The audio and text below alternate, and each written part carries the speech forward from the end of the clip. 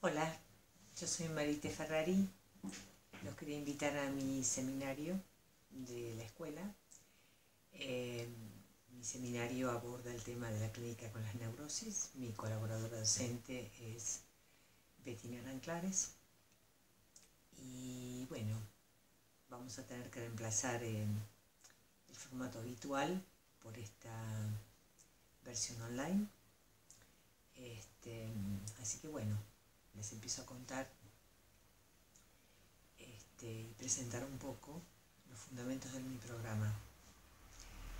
Bueno, parece que desde el origen la clínica psicoanalítica estuviera centrada en los neuróticos, dado que las tesis freudianas armaron una metapsicología ordenada por la operación represión.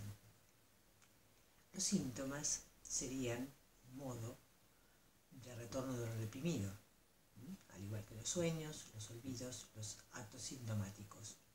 Es decir, que Freud puede, abordar sus intervenciones clínicas a través de preguntarse por el sentido del síntoma. Es decir, que nos encontramos por primera vez en el discurso médico, a nivel de la historia, por alguien que intenta un desciframiento, que piensa que el síntoma, el padecimiento humano, es abordable, tiene un sentido, es posible de ser descifrado. Cuestión que después Lacan nos planteará que no es absoluto. Es un sentido que no puede serlo todo y es un sentido que está en relación también a un posible sinsentido, a una especie, de punto opaco y ciego que resultará inabordable. Concepto que podría ser asimilable al concepto de ombligo del sueño en Freud.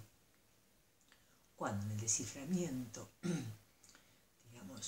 y la lectura que él ofrece para la interpretación de los sueños se encuentra con un punto inabordable, un punto totalmente refractario, donde se interrumpen, las asociaciones y la posibilidad del decir.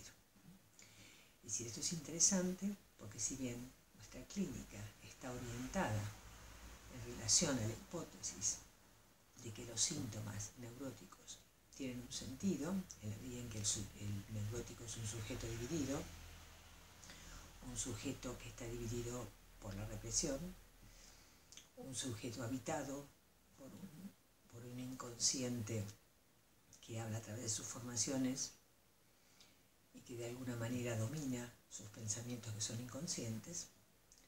Si bien nuestra técnica está orientada hacia la búsqueda del desciframiento del síntoma, tenemos que entender además que hay un punto ciego e inabordable, un sinsentido del síntoma con el cual tendremos que vernosla.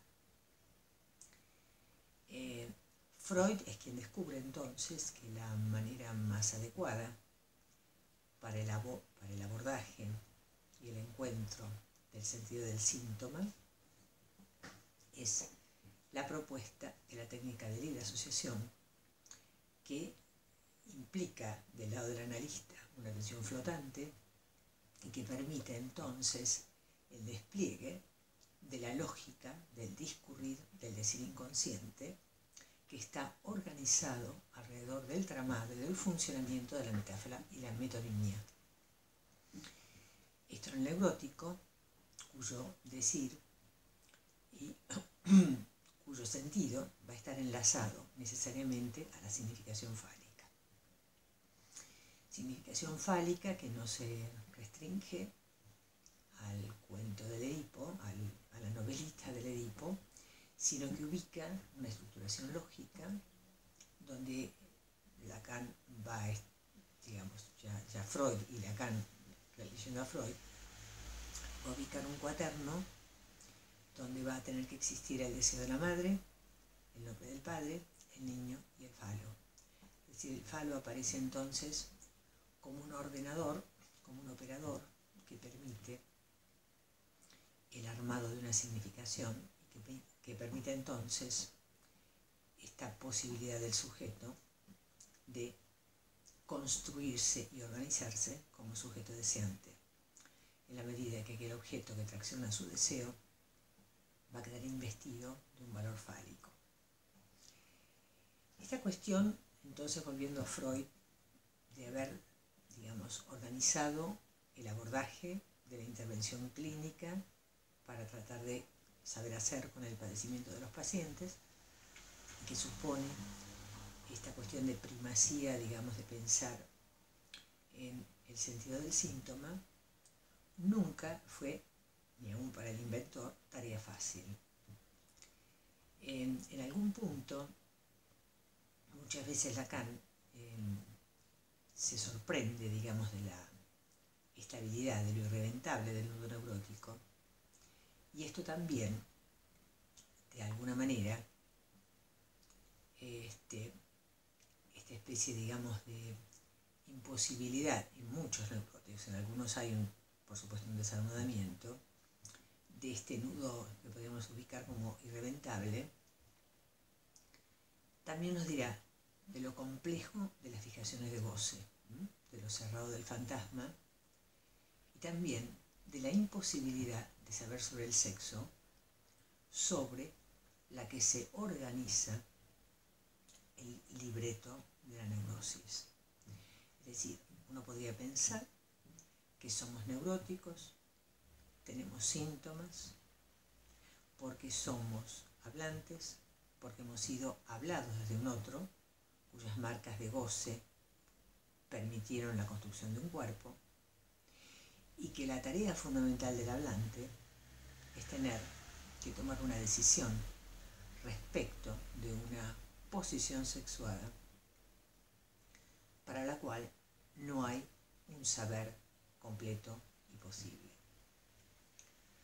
La neurosis, entonces, se elige a nivel inconsciente, o queda determinada, o es un trabajo que se construye a nivel inconsciente, justamente para poder sostener la decisión sexual, al modo de una defensa contra lo imposible del saber sobre el sexo, tal como Lacan lo formula en su seminario Problemas Cruciales. El neurótico logra, con la suspensión de la realización del deseo, tenemos tres versiones, ¿no es cierto? El deseo no se realiza en tanto insatisfecho, en la histérica, en tanto imposible en la neurosis obsesiva y en tanto prevenido en la fobia. Entonces, con la suspensión de la realización del deseo, el neurótico encuentra una manera de hacer lazo, al anudarse amor, deseo y goce con su partener sexual y también con el semejante. Esta posibilidad de hacer lazo con el semejante y con el partener sexual le vuelve la vida más soportable al neurótico que aquel que no puede contar con la brújula del deseo y con los ciertos beneficios de la castración. Puede pagar esta estabilidad con cierta debilidad mental, como después nos enseñará Lacan en su última etapa de enseñanza, que duda cabe, aunque aquellos que se acercan a un análisis parecieran, como Edipo, querer saber un poco más, acercarse un poco más a alguna verdad, aunque deteniéndose ante la posibilidad del horror de pretender querer saberlo todo. No es posible entonces saber sobre la diferencia entre los sexos. Decirse hombre o decirse mujer implica construir un semblante. Construir este semblante, que Lacan nos dirá en el seminario 18, que el semblante consiste en hacerse pasar por lo que es, lo cual supone que hay un desser, un no poder ser absolutamente hombre o mujer.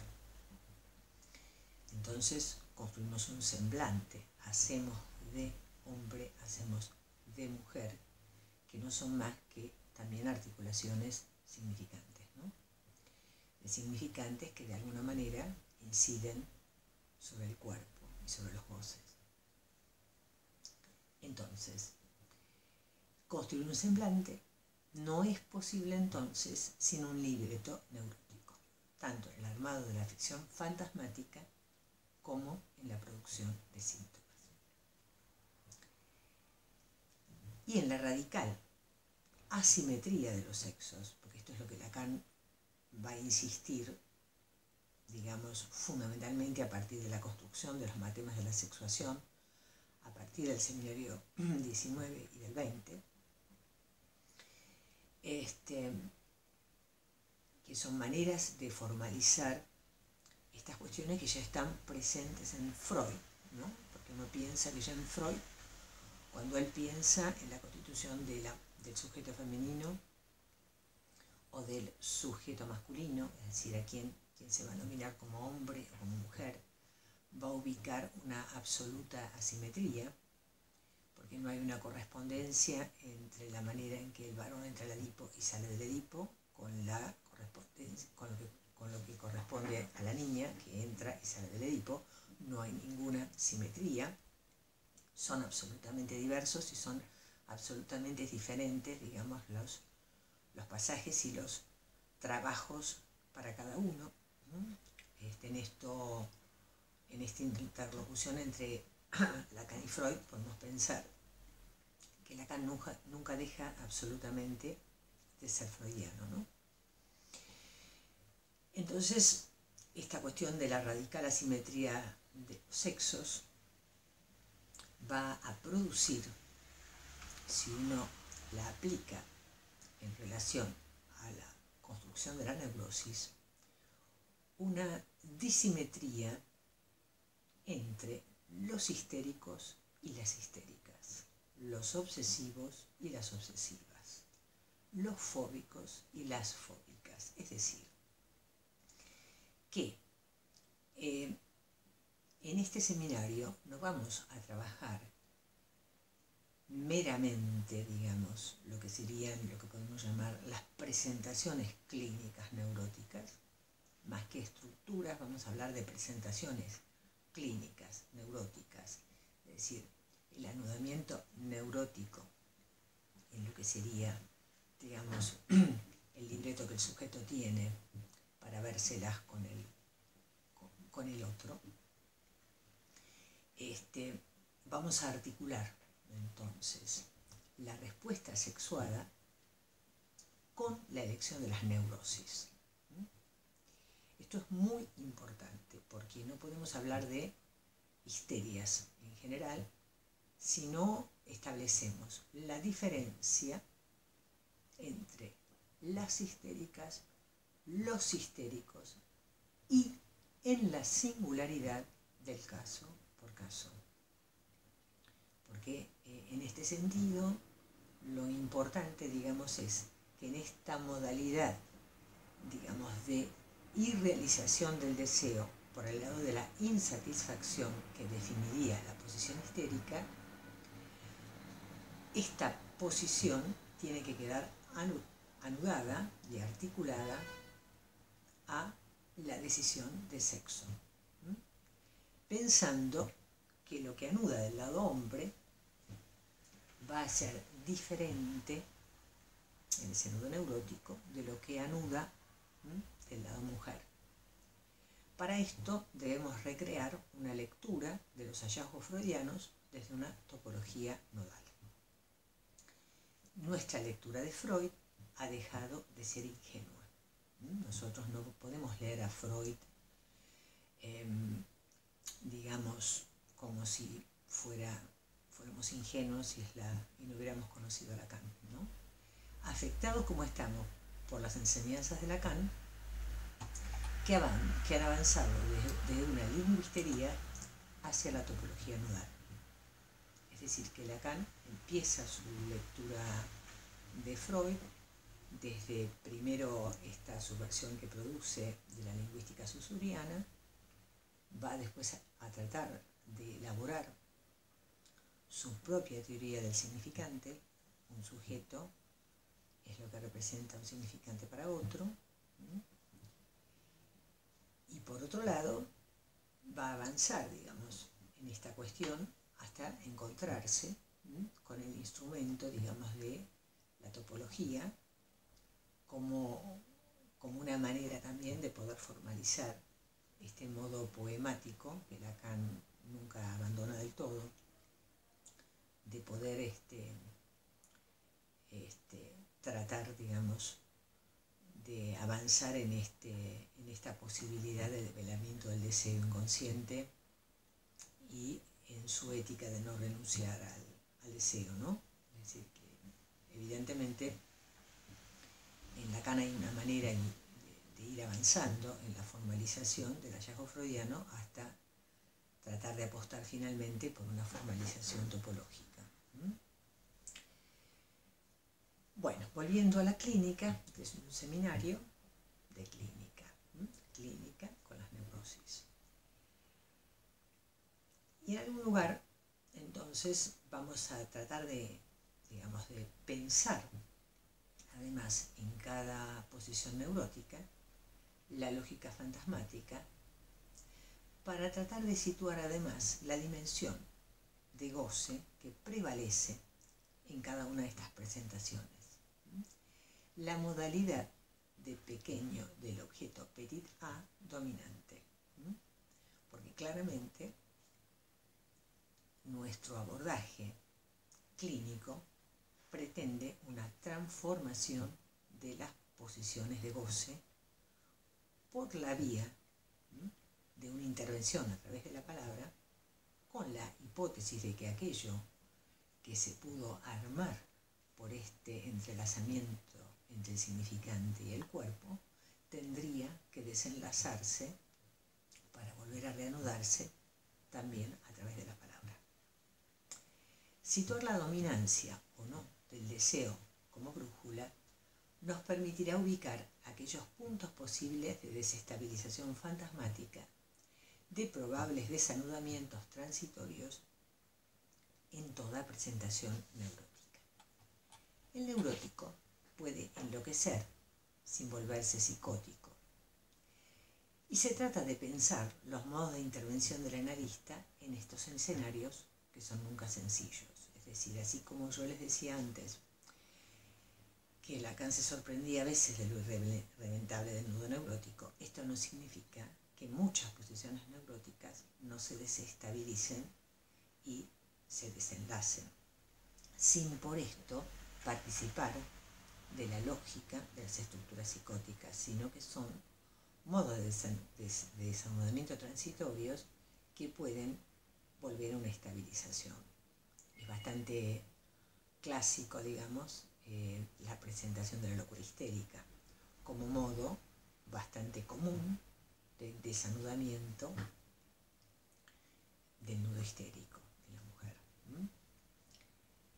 Una clínica con las neurosis nos reclama pensar siempre la cuestión de la incidencia de lo transferencial, tanto en su cara positiva, propiciatoria de la construcción de la neurosis transferencial, que es la posible de abordar, porque evidentemente, como nos enseñara Freud, nosotros solamente podemos intervenir en transferencia y si no construimos una neurosis transferencial, no podemos intervenir sobre la neurosis. No hay análisis sin transferencia.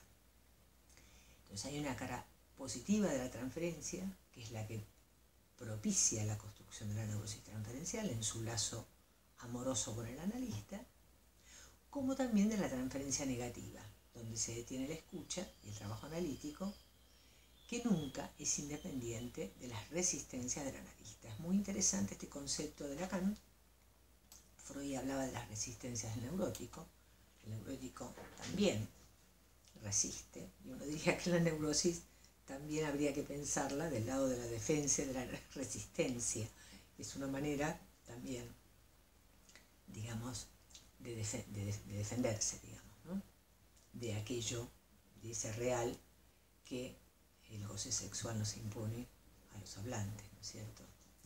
Pero, en este caso, tratándose del trabajo analítico, las resistencias en el análisis, Lacan prefiere ubicarlas del lado del analista. Es decir, por eso él hace mucho hincapié sobre todo a partir del seminario 11, todos conocemos el famoso caso de un analista que tenía un paciente plagiario, y que el analista se ocupaba todo el tiempo de demostrarle que él para nada era plagiario, y se ocupaba incluso de pedirle que trajera sus escritos para compararlos con los escritos del cual él supuestamente se copiaba, para llegar a finalmente determinar que allí no había habido ningún tipo de plagio, pero que bueno, digamos, sostenido en esta intervención que podría tener que ver con la realidad objetiva de la no existencia del plagio y el convencimiento al sujeto, sería una especie de intervención neurocognitiva. El analista, después de una de sus sesiones, el analizado, perdón, después de una de sus sesiones se va a comer unos sesos frescos. Con lo cual Lacan dice claramente que está muy claro que esto lo lee como un acting out, es decir, como aquello que no pudo ser escuchado en transferencia, como es su deseo de apropiarse de estas palabras del otro, que en realidad lo plagiario tiene que ver con aquello que está en el origen de la causa de su deseo, y también en cierta apetencia oral de su goce, de poder comerse la cabeza del otro, digamos. Esto no escuchado por el analista, que insiste en no escuchar el deseo, no abrir el campo de interrogación de por qué cree él y por qué le gustaría tanto ser plagiario, sino de convencerlo de que no lo es, digamos, lo empuja a lo que sería un acting out. Bueno, allí, justamente en este punto, es donde Lacan empieza, digamos, a precisar esta cuestión de las resistencias del analista. De allí la importancia para poder habilitar la escucha e impedir estos puntos de ceguera que precipitan a nuestros pacientes neuróticos a estos acting out, porque aquello que no es escuchado en el campo transferencial se pasa a la acción, se muestran, y el acting out es una cuestión mostrativa. Para que el analista pueda escuchar es necesario el trípode que nosotros ofrecemos a los analistas, que es la posibilidad de el análisis personal en primera instancia para poder transitar y atravesar la propia sintomatología neurótica, y el análisis de control, que es una manera de poder trabajar con otro analista aquellos puntos y momentos de detenimiento de la escucha, y en tercer lugar la formación. Esto que estamos haciendo hoy, de tratar de trabajar juntos respecto de cómo nosotros pensamos nuestro quehacer y nuestra clínica con cierto tipo de presentaciones, como en este caso las neurosis. Toda la enseñanza de Lacan está orientada a desarrollar la lógica de una praxis que se sostiene de la función deseo del analista. Esta función deseo del analista es un desarrollo que Lacan, digamos, explícitamente nomina de esta manera en su seminario 11, que son los 4 conceptos, que en realidad esta